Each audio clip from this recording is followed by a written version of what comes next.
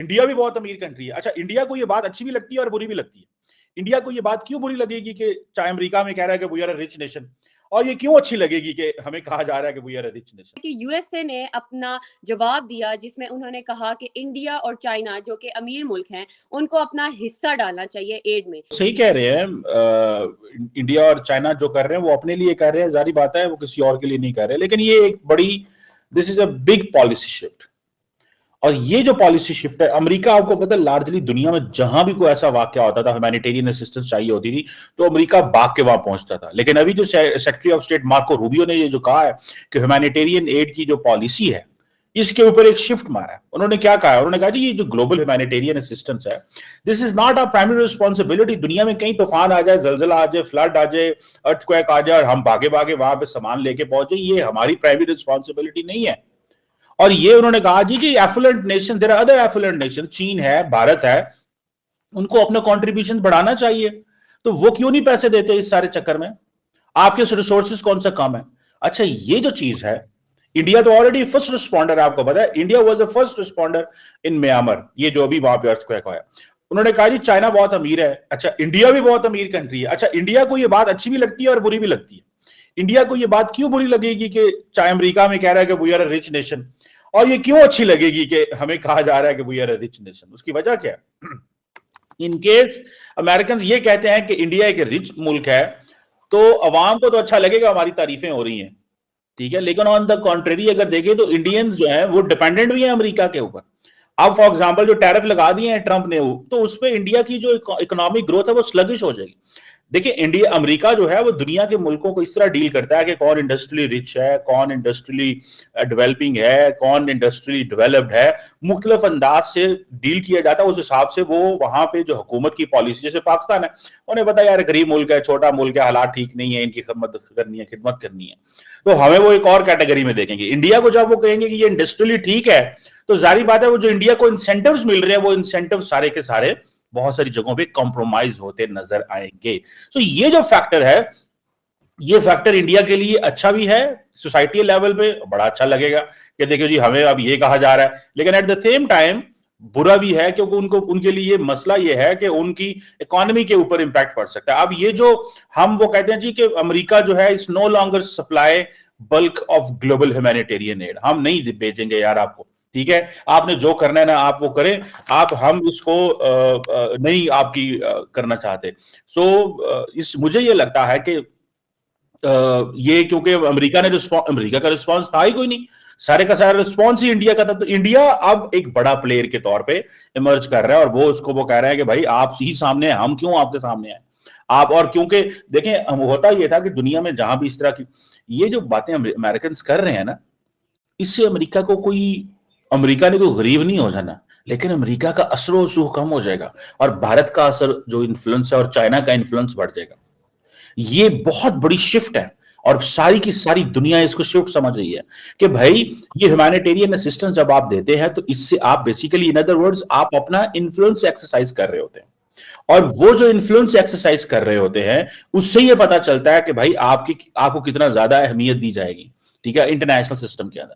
अभी Donald Trump साहब को आए हुए तकरीबन 90 दिन के करीब भी नहीं हुए, और उन्होंने इतने बड़े बड़े फैसले कर दिए हैं कि वो सारी की सारी जो दुनिया है वो परेशान है और वो हैरान है कि भाई ये क्या हो रहा है और किस तरह हो रहा है। सो ये अब समझ लें कि जो ग्लोबल जो जिस लेवल पे क्योस है, जो यूएसएड है वो, उसका आपको पता है कि उसके ऑफिस बंद कर दिए गए। यूएसआईपी, बहुत सारे जो इसके यूनाइटेड इंस्टीट्यूट ऑफ पीस, उसके ऑफिस बंद कर दिए गए। अमेरिका ने बहुत सारी अपनी यूनिवर्सिटियों में पैसे देने बंद कर दिए। वो जो डोज है वो जो डिपार्टमेंट ऑफ गवर्नमेंट एफिशिएंसी, जिसको एलोन मस्क हेड करते हैं, उसका काम ही क्या है? उसका काम है कि पैसे बचाना है गैर जरूरी, जैसे वॉइस ऑफ अमेरिका को बंद कर दिया गया, बहुत कुछ बंद किया गया, लेकिन उसके बदले में अमेरिका के अंदर जो है वो रिट पिटीशंस हो गई अदालतों के अंदर, और बहुत सारे जो एग्जीक्यूटिव ऑर्डर थे उनको ऊपर क्वेश्चन मार्क लग गए। सो मुझे ये लग रहा है कि ये जो अमेरिका अपना असर रसूख कम करेगा, अमेरिका का जब, और फिर अगर अमेरिका जब असर रसूख कम होगा तो फिर वो अपनी मिलिट्री जो है उसका इस्तेमाल ज्यादा करेगा। जो मुल्क नहीं मानेगा सीधा मिलिट्री इस्तेमाल करो, सीधा सैंक्शंस पे आ जाओ, ठीक है। और वो जारी बात है सैंक्शंस की भी एक लिमिट होती है, कितनी को करेंगे। आप देखें ना, म्यांमार जो है, Myanmar is not pro US. Myanmar के ऊपर ऑलरेडी अमेरिकन सैंक्शंस मौजूद है, ठीक है, 3000 वहां मवात हो गई हैं, 7.7 मैग्नीट्यूड का अर्थक्वेक था। तकरीबन ये समझ लें कि अमेरिका ने जो एड ऑफर किया वो $2 मिलियन है, ठीक है जी। और उन्होंने कहा जी हम अपनी असेसमेंट टीम भेजेंगे और इस तरह की चीजें करेंगे। वो कह रहे हैं कि जी हम यूएस एड को बंद नहीं कर रहे, हम ये नहीं कर रहे, वो नहीं कर रहे, लेकिन at the same time they are giving a lot of access to India and China. और जब ये चाइनीज वहां चले जाएंगे और दूसरे मुल्क चाइना अमेरिका की बात नहीं मानेंगे, तो फिर वो कहेंगे कि जनाब हम आप पे फलां सैंक्शंस लगा रहे हैं, हम आप पे फलां सैंक्शंस लगा रहे हैं। सो ये बहुत बहुत बहुत डिफरेंट किस्म की जो पॉलिटिक्स है वो दुनिया में शुरू हो चुकी है। और लग ये रहा है कि कहीं ना कहीं किसी न किसी शक्ल के अंदर एक मुश्किल पैदा हो जाएगी। और वो मुश्किल पैदा जो है वो जिसे कहते हैं ना कि उन मुल्कों के लिए होगी जो अमेरिका के ऊपर कंप्लीटली डिपेंडेंट हुआ करते थे। और अब क्योंकि एलॉन मस्क जो है, जब उन्होंने आपको पता है ट्विटर को संभाला, तो उन्होंने पता नहीं कितने हजार लोगों को फायर कर दिया। तो वो बेसिकली वो कह रहे हैं कि गवर्नमेंट जो है, कई जगहों पे उनका पॉइंट ठीक भी है, गवर्नमेंट जो है ना वो बहुत ज्यादा लोगों को नौकरियां देती है, उनसे पूछती भी नहीं कि वो क्या कर रहे हैं और क्या नहीं कर रहे होते। तो वो शायद इस सेंस में ये कह रहे हैं कि भाई साहब आप अपना थोड़ा सा चाल चलन दुनिया को कह रहे हैं बदले, हम आपको पैसे नहीं देंगे, आप अपने रिसोर्सेज खुद पैदा करें। अब बेसिकली चाइना को वो पुश कर रहे हैं कि आप सामने आए और खर्चे करें, इंडिया को वो पुश कर रहे हैं कि आप सामने आए और खर्चे करें। This is what is going on at the moment, जो मुझे नजर आ रहा है। तो आपने मुश्किल में डाल दिया अमेरिका को कि आप जो है वो डिफेंस पे इतना लगा रहे हैं, तो इधर क्यों नहीं लगा रहे। देखिए it all depends on American की गवर्नमेंट, भाई उनके अपने प्रायोरिटीज है। देखिए आपके इंटरेस्ट क्या है, उस हिसाब से आप अपनी प्रायोरिटी स्टैब्लिश करते हैं।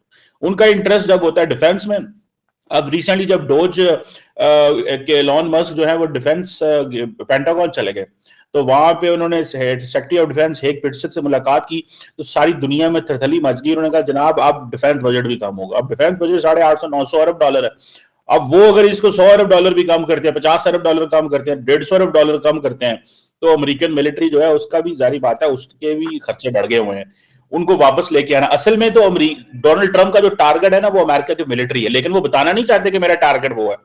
अभी उन्होंने एनएसए के टॉप आई थिंक साइबर के जर्नल को फारिग कर दिया, रिसेंटली इन्होंने जनरल्स को फारिग किया। सो आई थिंक अमेरिकन ने अपनी पॉलिसीज बदलनी है, और वो पॉलिसीज बड़ी सीधी सीधी है कि हमें अपने पैसे बचाने हैं। और ये जो पैसे हैं, आप फॉर एग्जांपल ये क्वाड को देख लें आप जी। अभी एक टेलीफोनिक कन्वर्सेशन हुई जिसमें इंडिया के फॉरेन सेक्रेटरी विक्रम मिश्री और बाकी जो क्वाड ममालिक के जो लोग हैं उन्होंने गप मारी है, जिसमें जापान ने कहा कि वो $6 मिलियन देंगे इमीडिएट रिलीफ के लिए।